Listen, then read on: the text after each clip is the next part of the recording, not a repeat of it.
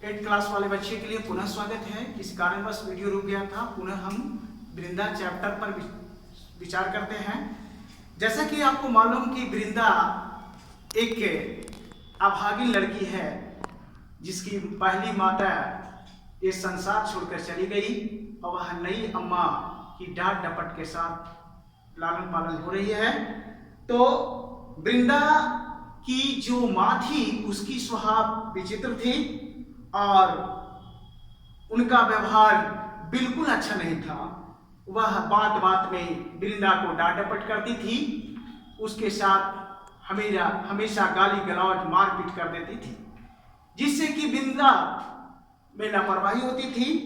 और जैसा कि बताया गया है कि सर्दी के दिनों में भी जब धूप निकलने पर जगाया जाता था, गर्म पानी से हाथ मुंह धुलाकर मोजे जूते और ऊनी कपड़ों से सजाया जाता था और मना कर गुनगुना दूध पिलाया जाता था। तब पड़ोस के घर में पंडिचान चाची अर्थात वृंदा की नई अम्मा का आवाज उच्चतर होता जाता था और वह गरजने बरसने लगती थी, लेकिन वह वृंदा उस माँ के डांट डपट को सह लेती थी, लेकिन मुंह से कुछ नहीं बोल पाती थी।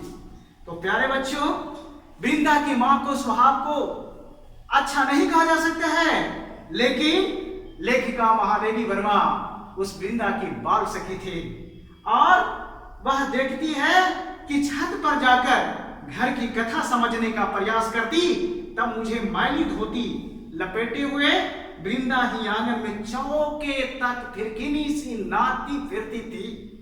यानी वृंदा का काम जो है अनेकों है और उसकी माता कहती है कि कभी झाड़ू देना, कभी आग जलाना, कभी आंगन के नल से कलसी में पानी लाना, कभी नई अम्मा को दूध का कटोरा देने जाना।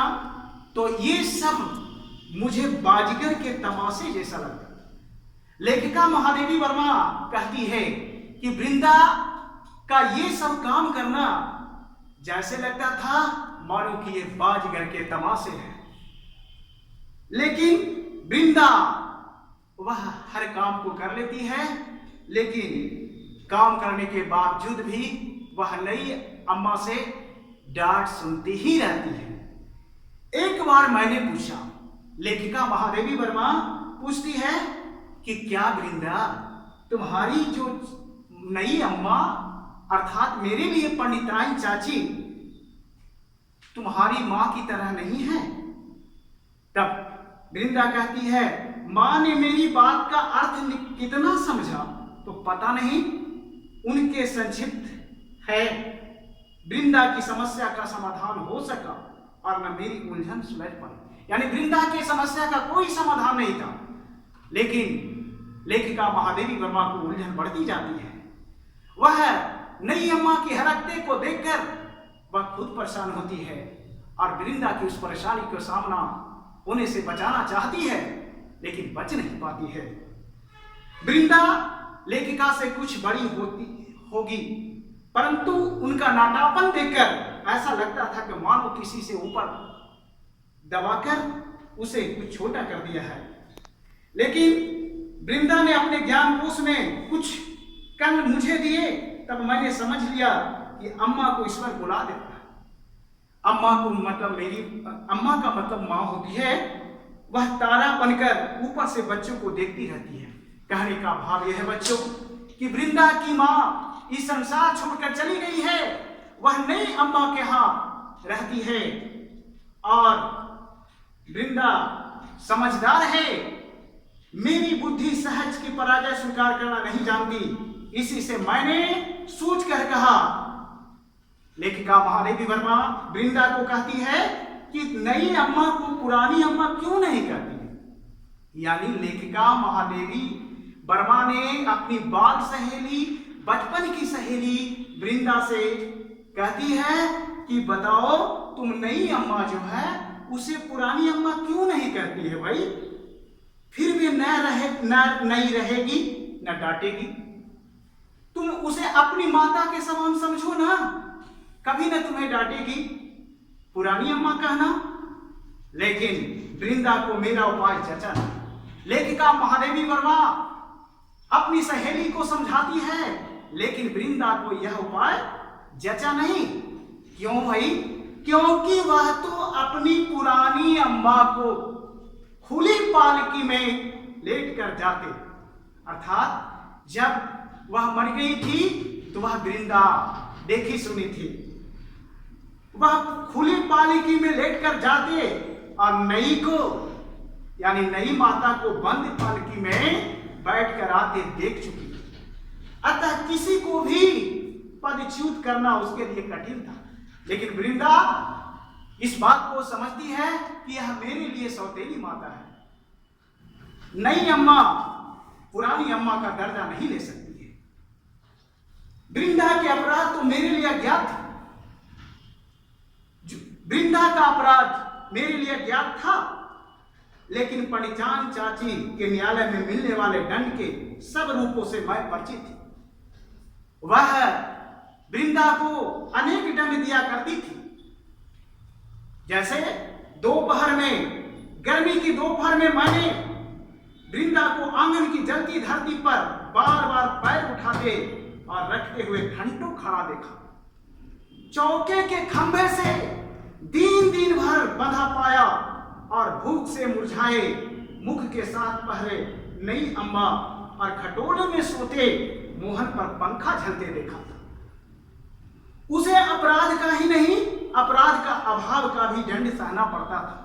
यानी वृंदा की नई माता वृंदा के कई बार जो है अपराध करती थी और साथ ही साथ उस अपराध का भागी बनना पड़ती थी। इसी से पंडित जी की थाली में पंडितान चाची का अगर काला मोटा घुंघराला बाल निकालने का भी दंड वृंदा को मिला। अगर उसके खाने में केस मिल जाए तो इसका सजा वृंदा को भुगतना पड़ता। उसके छोटे छोटे हाथों से धूल न सकने वाले उलझे तेलहीन बाल भी अपने स्वाभाविक बुरेपन और कोमलता के कारण मुझे बड़े अच्छे लगते थे। लेखिका महादेवी वर्मा कहती है कि जब पंडितान चाची अर्थात वृंदा की नई माता कैची ने उन्हें कूड़े के ढेर पर बिखेर कर उनके स्थान को बिल्ली की काली धारियों जैसे रेखाओं से भर दिया तो मुझे रुलाई आने लगा। लेखिका वृंदा के इस अपराध को देखकर खुद रो जाती है कि वृंदा ऐसी बैठी रही मानो सिर के बाल नई अम्मा के। यानी गलती खेत खाए गधा मार खाए जोल्हा वाली कहावत। वह हमेशा गलती किसी और का, लेकिन उस अपराध का सजा वृंदा को भुगतना पड़ता। सौतेली माता उसके साथ नाइंसाफी करती थी, जो यह ठीक नहीं है। एक दिन की बात है कि चूल्हे पर चढ़ाया हुआ दूध उफना जा रहा था। एक दिन की बात है कि चूल्हे पर चढ़ाया हुआ दूध उफना जा रहा था। वृंदा के नन्हे नन्हे हाथों ने दूध की पतीली उतरी, अवश्य पर वह उसी अंगुलियों से छूटकर पैरों पर गिरी। किसी कारणवश पैरों पर गिर पड़ी। खौलते दूध से जले पैरों के साथ दरवाजे पर खड़ी वृंदा का रोना देख मैं हतबुद्धि से हूं। लेखिका महादेवी वर्मा देखती है कि वृंदा बेचारी परेशान है, रो रही है। पंडितान चाची से कहकर वह कहती है कि दवा क्यों नहीं लगा लेती है। यह समझना मेरे लिए कठिन था। उस पर जब वृंदा मेरा हाथ अपनी ओर से धड़कते हुए हृदय से लगाकर कहीं छिपा देने की आवश्यकता बताने लगी, तब तो मेरे लिए सब कुछ रहस्यमय हुआ।